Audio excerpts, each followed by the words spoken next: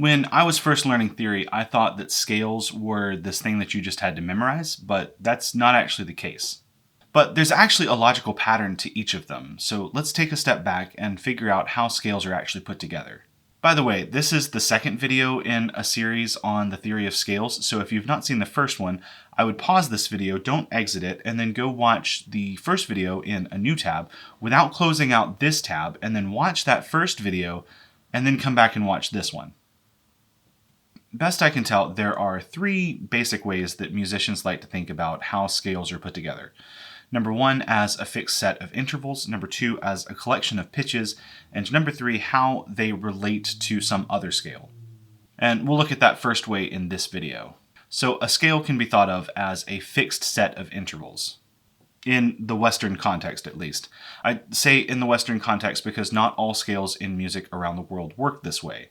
For example, the Arabic maqams or the Indian raga, they function slightly differently than this, and so we'll be focusing on how scales work in Western music. So within Western music, a scale can be thought of as a fixed set of intervals. And parenthetically, the definition of a scale typically almost always includes the disclaimer within an octave, and so that's what we'll be looking at, a fixed set of intervals within one octave.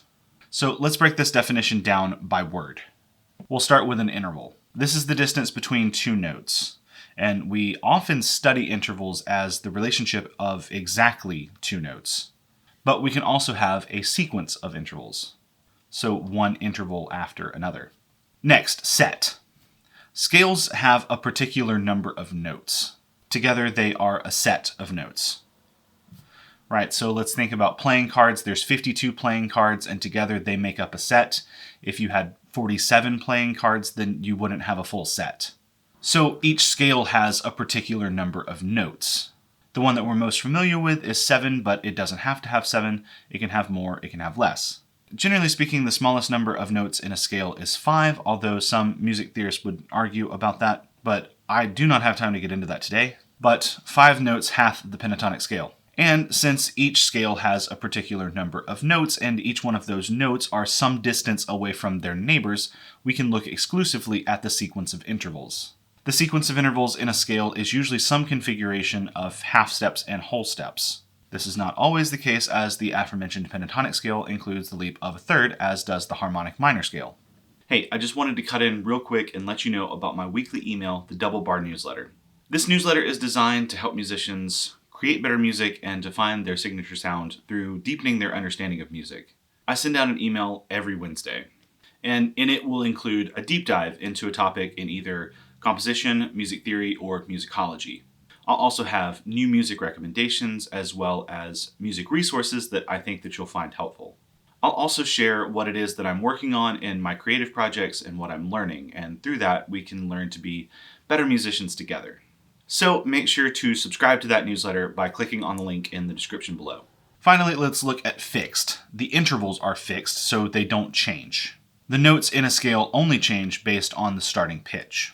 If we were to look at the notes in G major, and then we were to take a look at the notes in D flat major, how could we relate these two groups of notes? What do they have in common? And if your first thought is they share C natural, yeah, okay, I'll give you half a point for that. But we can much more easily see the commonalities between these two groups of notes if we look at the intervals.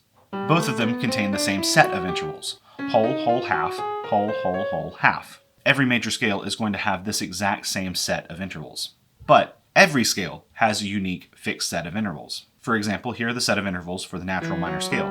It changes slightly when you make it the harmonic minor scale, with this leading tone here. The blues scale is super fun, with its 2 minor thirds and no leading tone. And then there's the pentatonic scale that we looked at earlier. It's got a third, and notably, no half steps. Speaking of anhemitonic scales, you've got the whole tone scale, which is very aptly named, containing only whole steps. You just keep going whole steps until you get back to the note you started on. The chromatic scale, by contrast, is nothing but half steps. The octatonic scale splits the difference, and it alternates half steps and whole steps. The poorly named acoustic scale is pleasant. I like it. Here's the thing. I cannot show you every type of scale here.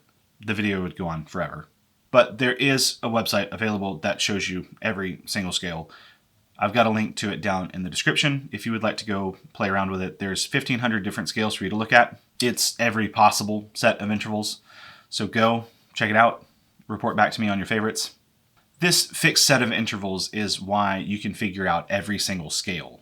All you need to know is the starting pitch. A blues scale starting on F sharp, just follow the set of intervals. A minor pentatonic scale starting on E flat, just follow the set of intervals.